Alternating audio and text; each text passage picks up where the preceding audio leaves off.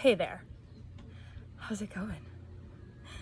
For those of you who, like me, may be feeling overwhelmed or potentially disappointed at your ability to show up fully during a global crisis, I am going to use a bucket and some water to talk about how our brains are designed to handle stress and the impact that too much stress can have on our ability to function at a desired level.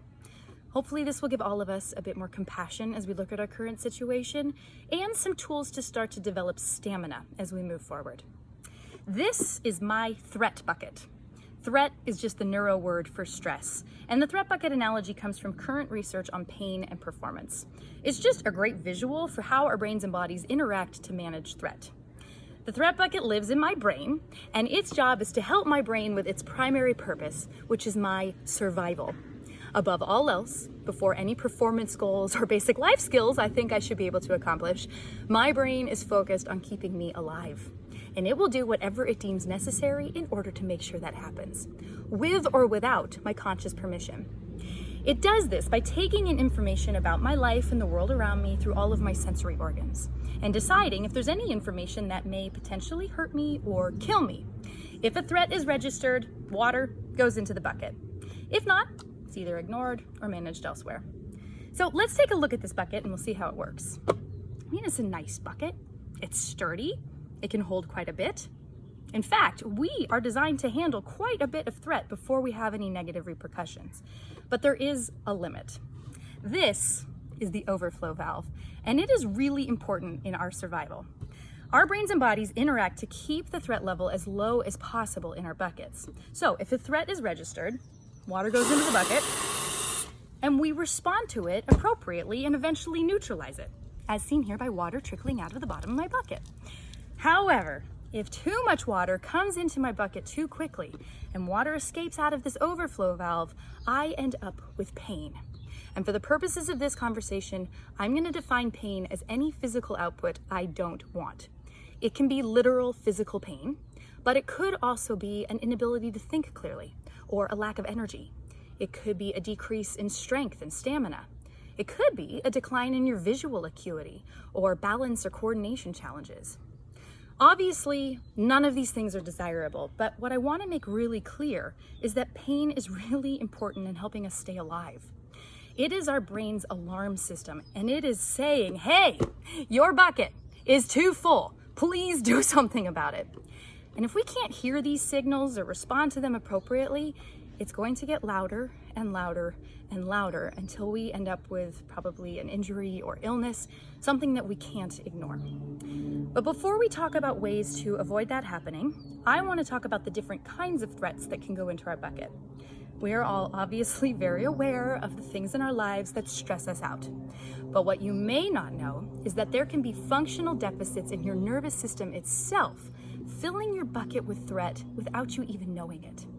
There can be deficits in your sensory organs that stop you from taking in accurate information. You can have trouble processing that information, or you could have problems acting efficiently and appropriately on the signals you're receiving. All of those are super threatening. But let's take a look at this, and I'm going to use some examples from my own life. Let's say you have some visual or vestibular deficits. The brain relies heavily on these for survival, so it finds that very threatening. Let's say on top of that, I have an old ankle injury that was never rehabbed properly.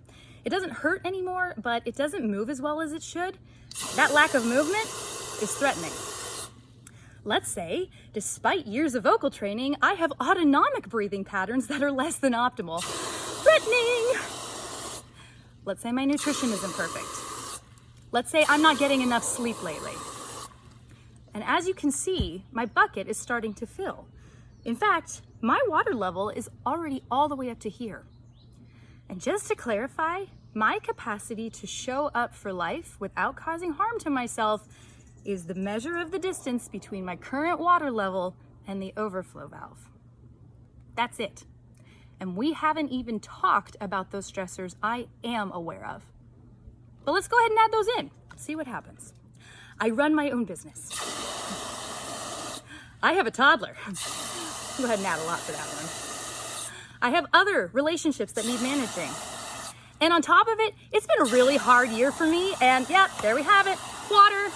escaping out my overflow valve. And just so we're clear, any pain signal that shows up, that is threatening and needs to go right back into the bucket. And now, all of a sudden, I have a downward spiral that is really starting to feel rather out of control. And now I'm told there's a killer virus that has emerged and the whole world descends into chaos and... Oh.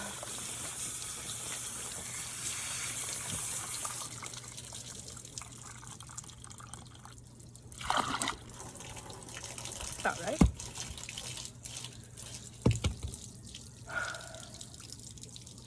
Well, now I'm wet. I assume it's fairly obvious that if at this point I ask myself to create something or show up in some way, that I might not get the results I'm looking for. So what do I do about this? Well, I think the most important thing we can do is to acknowledge the fact that we are in this state and to stop adding water into the bucket in the form of expectations and the inevitable disappointment and shame that comes from not meeting them. And then maybe we take a rest, let the water start to settle down, which you can see my bucket is already starting to calm down a little bit here. After that, I think it's important to take an honest appraisal of how much room we actually have in our buckets right now. And if I subtract out the things I have to do for my survival and the survival of my offspring, I may find that I am left with a rather small amount of room to do the things I want to do in my life. So what I'm recommending for all of us as we walk through this difficult time, but especially for those of us that are feeling slammed, is that we invest whatever resources we may have at this point into looking at ways to decrease that threat level in our buckets so that we can increase our capacity to show up in the world in the way that we want. There's obviously a million ways that we can do this. You're already doing things that you know make you feel better. There are resources and experts out there on managing relationships, on dealing with finances, and on handling the emotional trauma of living in the world in this state. But what I want to share today is that there are now also ways to manage those functional deficits in your nervous system.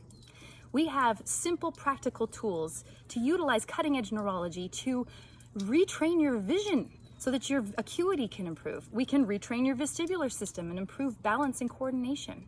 We can start to optimize some of those autonomic breathing patterns. We can clean up movement maps that may be blurry because of injury or lack of use. All of these things can have a profound impact on creating space in your bucket so that you can start to show up in the way that you want. I really hope that for all of you that are struggling right now, in whatever way that is, that this little demonstration, at the very least, gives you some understanding of any pain you may be experiencing, but also gives you some compassion for yourself and for the people around us as we walk through this tricky time. I believe we are being called to become more than we have been, to show up at a deeper level. And I hope this little visual makes it clear that the first step in this process may be to create some more capacity so that we can improve our stamina as we show up in the ways that we are being called. If you want more information on training your nervous system, please check out my website, neurologyofpresence.com, or go to the Neurology of Presence Facebook page. I have links and resources to help get you started. I am looking forward to sharing more information with you down the road, but for now, be well.